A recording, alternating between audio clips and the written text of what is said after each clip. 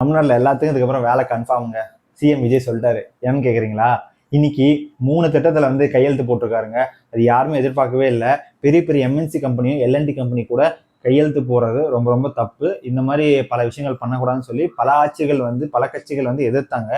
நாங்களுமே வந்து இந்த மாதிரி இளைஞர்கள் நாங்கள் உட்காந்து ஆஃபீஸில் உட்காந்து பேசுகிறப்போ அப்படியே எல்என்டியோ இல்லை சிட்கோவோ வந்தாலும் இந்தியன் பேஸ்டு கம்பெனியாக தான் இருக்கணும்னு சொல்லி நாங்கள் எல்லாருமே வேண்டி விரும்பினோம். ஆனால் இப்போ வந்து என்னன்னா 3 இடத்துல வந்து கையெழுத்து போட்டிருக்காரு. எந்தெந்த ஊருக்குன்னு பார்த்தீங்கன்னா காஞ்சிபுரம், திருவள்ளூர், கோயம்புத்தூர். இந்த 3 இடங்களுக்கும் கிட்டத்தட்ட 16,600 கோடி மதிப்பில் உள்ள ஒரு ப்ராஜெக்ட்டுக்கு வந்து அவர் கையெழுத்து போட்டிருக்காரு. அதில் ஃபர்ஸ்ட் என்னன்னு பார்த்தீங்கன்னா காஞ்சிபுரத்தில் கிட்டத்தட்ட 15,000 கோடி ப்ராஜெக்டை வந்து அவர் வந்து சைன் பண்ணியிருக்காரு. அது இல்லைன்னா டேட்டா சென்டர், அதாவது டேட்டா ஷேர் பண்ணுற ஒரு கம்பெனி ரிலேட்டடாக ஒரு கம்பெனி வந்து நிர்ணயிக்க போகிறாங்க. அதுக்கான ஒப்பந்தத்தை வந்து இன்னைக்கு வந்து சைன் போட்டிருக்காரு விஜய் அவர்கள்.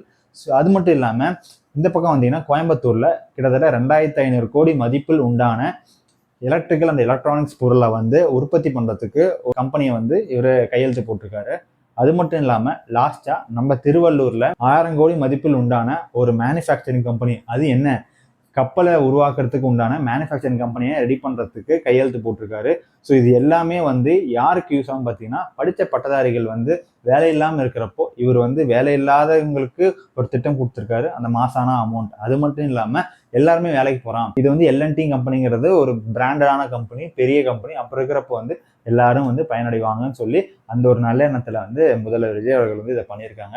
ரொம்ப ரொம்ப சந்தோஷம். இதுக்குள்ள வந்து என்ன பாலிடிக்ஸ் இருக்குன்னு தெரியல. ஏன்னா பாலிடிக்ஸே இப்போ வந்து எல்என்டியா மாறிடுச்சு. அப்போ இருக்கிறப்ப எல்என்டிக்குள்ள என்னென்ன பாலிடிக்ஸ் இருக்குன்னு தெரியல. பட் எல்லாரோட சந்தோஷமும் என்னன்னா அட்லீஸ்ட் வந்த ஒரு மாசத்துல அவர் சொன்ன திட்டங்களை வந்து அப்பப்போ பண்றாரு. இதை பார்க்குறப்ப ரொம்ப சந்தோஷமா இருக்கு.